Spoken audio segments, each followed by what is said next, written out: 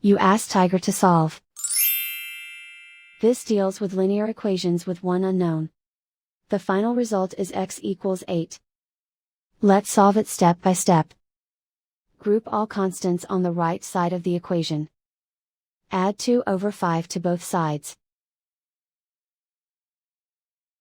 Combine the fractions. Combine the numerators. Reduce the zero numerator. Simplify the arithmetic. Convert the integer into a fraction. Combine the fractions. Combine the numerators. Isolate the x. Multiply both sides by inverse fraction 10/3. Group like terms.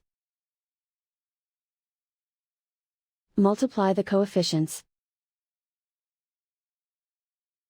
Simplify the fraction. Multiply the fractions. Simplify the arithmetic. And so the final result is x equals 8.